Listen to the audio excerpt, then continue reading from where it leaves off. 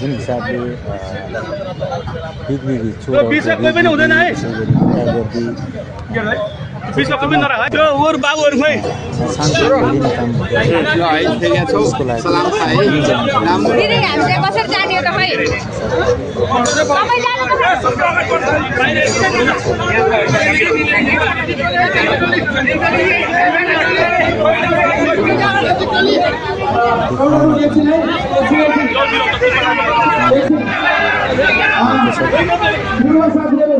देख्न सक्नुहुन्छ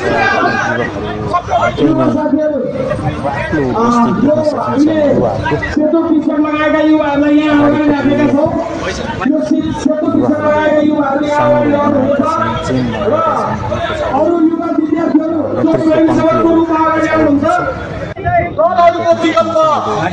दलहरु नै हुन् देशमा पनि एक मात्र विकल्प भनेको नेकपा एमाले हो भन्ने ठहरका साथ तो निष्कर्षका साथ हामी एमाले जनहरु आज हामी यो सद्भाव र्यालीमा भेला भइरहेका छौं। अहिले सामाजिक सद्भाव खल्बलिएको छ। भदौ 23 र 24 गते भएको त्यो आन्दोलनका नाममा केही सचेत युवाहरूले